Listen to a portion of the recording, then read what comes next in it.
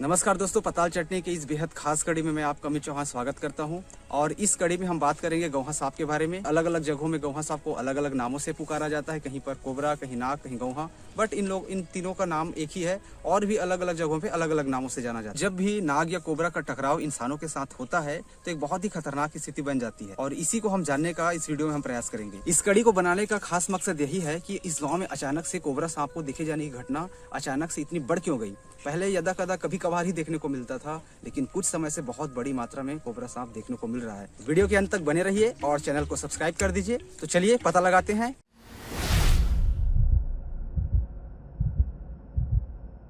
दोस्तों, हम अभी चरौदा गांव में हैं, जो कि छत्तीसगढ़ का एक बेहद ही खूबसूरत गांव है और कोरबा और बिलासपुर से इसकी दूरी लगभग 100 किलोमीटर के अंतर्गत होगी।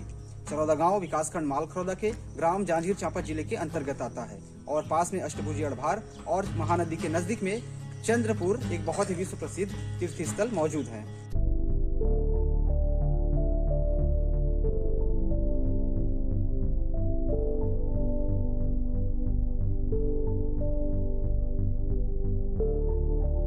दोस्तों, सबसे पहले हमें यहीं पर कोबरा सांप देखने को मिला था। पीछे जो आप देख रहे हैं वो छोटा सा एक तालाब है जिसमें काफी लंबे समय तक पानी रहता है। आप देख सकते हैं पीछे काफी झाड़ियों का घेराव है और लंबी लंबी झाड़ियां हैं। बहुत ही अच्छी जगह है कोबरा सांप के रहने के लिए। आप इस कोबरा का जो खोल है देख सकते हैं, यहाँ से थोड़ा चौड़ा सा है और हमको पहले भी यहाँ पर दिखाई दिया था। इस तालाब के दूसरी छोर पर पीछे कहुआ और करौंदा का पेड़ है। वहाँ पर काफी बार गौहा सांप देखे जाने की घटनाएं सामने आ चुकी हैं।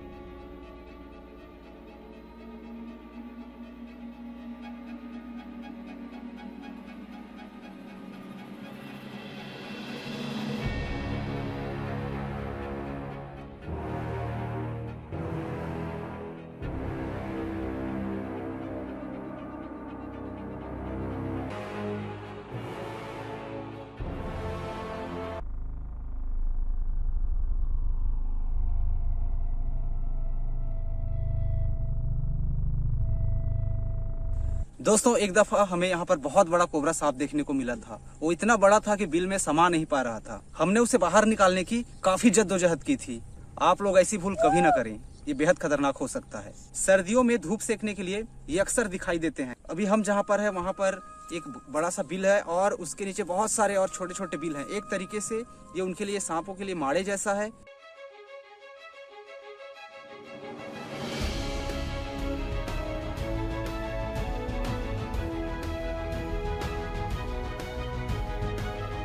हमें यहाँ पर 3 खूंखार सांप देखने को मिला था।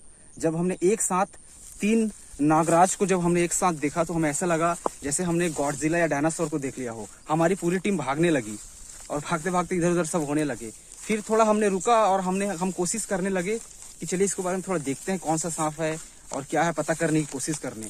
शुरू में हमें लगा कि कहीं धमना सांप तो नहीं है, लेकिन ठीक से देखने पर लगा भाई ये तो एक बहुत बड़ा कोबरा है। भूरा कलर का गौहा और एक काला नाग था और एक आधा काला था, भूरा टाइप का था। तो 3 थे, आपस में लड़ रहे थे।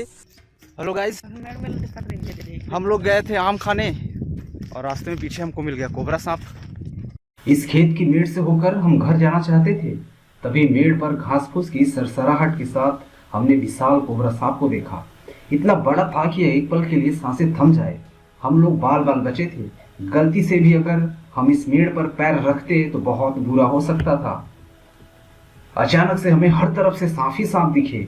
एक बड़ा गाढ़ा गौहा यानी बिग स्पेक्टिलेट इंडियन कोबरा, दूसरा एक भूरा काला कोबरा और एक डार्क ब्लैक कोबरा यानी कालिया नाग। वो दिल दहला देने वाला मंजर था। बहुत सारे सांप थे, इसीलिए दूर से वीडियो बनाना पड़ा। हो ना हो यहाँ सांपों का जखीरा है। मेड़ बहुत बड़ी है, बहुत ज्यादा सांप हो सकते हैं। कंपटीशन टफ होता है। जो नर सांप सबसे ज्यादा ताकतवर होगा, मादा कोबरा उसके साथ जोड़ा बनाती है। प्रजनन के पूर्व मादा कोबरा 2 से ज्यादा नर कोबरा के साथ संसर्ग कर सकती है। मार्च और अप्रैल का जो महीना है ये उनके प्रजनन काल का वक्त होता है।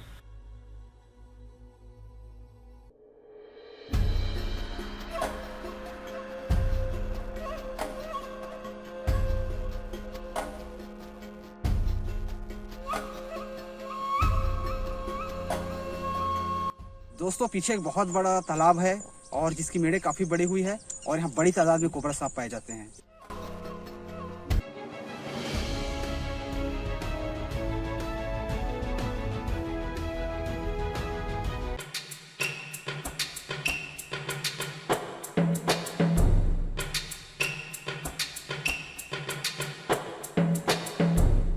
गाइस ये जो तालाब है ये बहुत ही गांव से दूर बिहार में बना हुआ है। इस तालाब की जो मेड़ है वो काफ़ी बड़ी बड़ी चिकनी भुरभुरी मिट्टी से बनी हुई है और यहाँ पर काफ़ी सारी बिलें हैं और सांप के रहने के लिए सबसे अच्छी जगह मानी जाती है। ये काफ़ी बिहार में बसा हुआ एक तालाब है और बहुत बड़ी मात्रा में लोग ऐसा दावा करते हैं कि उन्हें यहाँ पर कोबरा सांप देखने को मिलता है। ये आप देख सकते हैं कि यहाँ बहुत झाड़ी है और हमें भी एक बार वहाँ पर आगे सांप देखने को मिला था, वो आपको हम वीडियो में दिखाएंगे।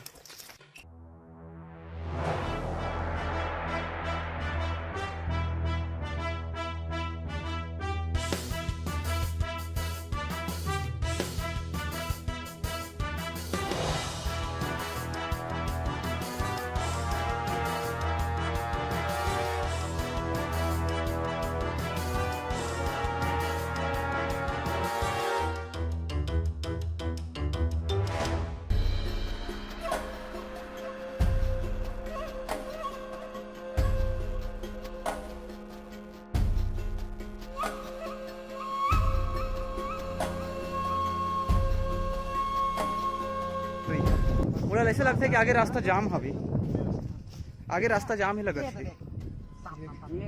ये दूसरा सांप है ना, ये दूसरा है कुछ सांप है। अरे बाप रे, गौहा क्या गौहा है, पीछे से आगे से सांप हमें मिली सी जगह, लेकिन हम उसको अच्छे से कवर नहीं कर पाए, मगर थोड़ी सी हमको देखने को मिली थी। गाइस आखिर इतनी बड़ी तादाद में सांप देखे जाने की जो बातें हो रही हैं, तो आखिर एक ही समय में इतने सारे सांप कैसे गांव में आ गए? पहले कभी कभार ही लोगों को सांप देखने को मिलता था। तो दोस्तों लोगों के मन में कई तरीके की भ्रामक बातें हैं सांपों को लेकर, कोबरा को लेकर के। लोगों को लगता है कि सांप बदला लेते हैं, पीछा करते हैं, सांप के कान होते हैं, सांप दूध पीते हैं, पर ऐसा नहीं है। सांप के सिर पे मणि नहीं होता। नाग और गौहा लोगों समझते हैं कि अलग अलग होते हैं, लेकिन नाग और गौहा एक ही है। अंग्रेजी में कोबरा उसको बोला जाता है। बहुत हिंसक होते हैं, नागिन बदला लेती है और इस तरीके की भ्रामक बातों ने लोगों के मन में एक तरीके से डर पैदा कर दिया है और वो लोग सांप को देखते ही मार देते हैं। वैसे हमारे देश में जितने भी सांप पाए जाते हैं उसमें सारे सांप जहरीले नहीं होते। गांव में आज तक कोबरा सांप ने किसी को नहीं काटा है, लेकिन हाँ उनकी तादाद बहुत बढ़ रही है और इसके पीछे क्या कारण है हम इस वीडियो में जानने। तो आखिरकार इस गांव में इतनी बड़ी तादाद में कोबरा सांप के बढ़ने के पीछे क्या कारण हो सकते हैं? हमने लोगों से बात की और इसके पीछे कई कारण सामने आए, तो चलिए उसको पता लगाने की कोशिश करते हैं।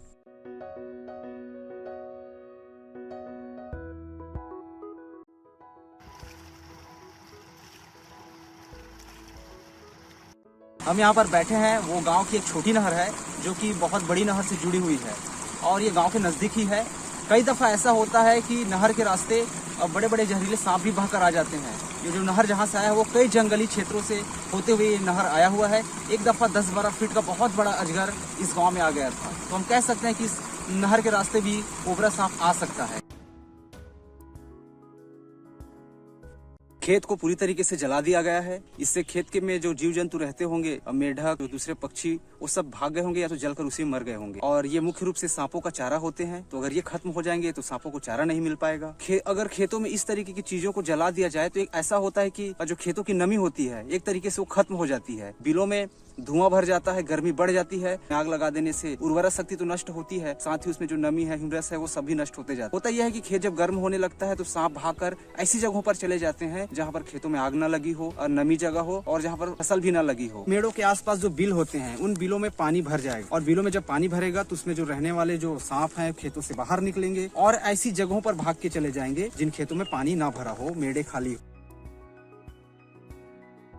गांव में सांपों के लगातार बढ़ने का एक बड़ा कारण ये भी हो सकता है कि शासन प्रशासन ने नहरों में पानी छोड़ा ताकि गांव के किसान दूसरी फसल ले सके, लेकिन ऐसा हो न सका। कुछ ही खेतों में लोगों ने फसल लगाई, उनके बिलों में भी पानी भरा होगा और सांप उससे निकलकर बाहर भागने लगे और ऐसी जगहों पर जाने लगे निकल करके जिन खेतों में आग न लगी हो, मेड़ों में पानी भरा ना हो, बिलों में पानी भरा ना हो। अक्सर घरों में निकलने वाले जहरीले सांपों को पकड़कर नाले पर छोड़ दिया जाता है। पीछे मिडिल स्कूल और हाई स्कूल है। ऐसी कई घटनाएं घटी हैं। लोगों का कहना है कि उन्होंने यहाँ पर भी सांप, यहीं पास पर भी हमने एक कोबरा सांप को देखा।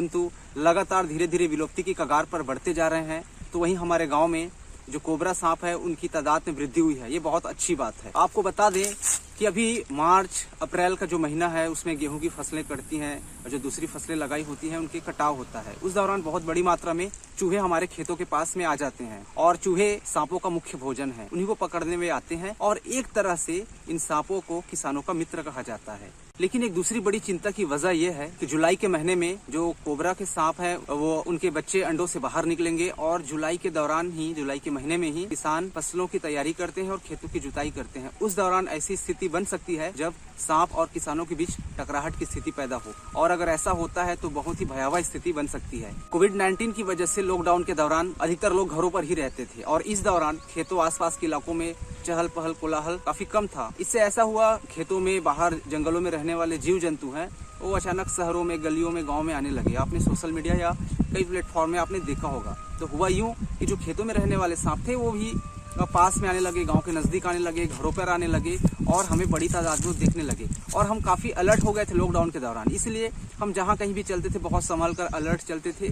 इसलिए भी सांपों की संख्या हमें ज्यादा दिखाई देती थी। इंसानों की जो चहलकदमी बढ़ने लगेगी तो धीरे धीरे जो जीव जंतु है, सांप है, वो फिर से यहाँ से दूर जाने लगेंगे और तुम्हें दुबके रहेंगे। इंसान और कोबरा सांप के बीच में टकराहट की स्थिति बनती है, ज्यादातर असर सांपों पर ही पड़ता है। अब इसे इंसानों की गलतफहमी समझे या डर, लेकिन हमेशा से ही इंसान सांप को एक दैवी, एक चमत्कारिक रूप से देखता आया है और डरता भी है, उसे पूछता भी है, पूजा भी करता है। लेकिन अगर घरों में निकल जाए तो उसे मारने से भी हिचकता नहीं है। अगर आपके घर में कोई जहरीला सांप निकल आए तो आपको उसे मारना नहीं चाहिए। आप ये करें, आप सर्परक्षक या रेस्क्यू टीम को आप बुला लीजिए, उसे पकड़कर कहीं दूर बीहड़ जंगलों में छोड़ देंगे। पारिस्थितिकी तंत्र के लिए सांपों का होना बेहद जरूरी है। तो दोस्तों, अगर ये जानकारी आपको अच्छी लगी हो तो वीडियो को लाइक करें, चैनल को सब्सक्राइब करें और अपने दोस्तों के साथ शेयर करें। धन्यवाद। जय जोहार।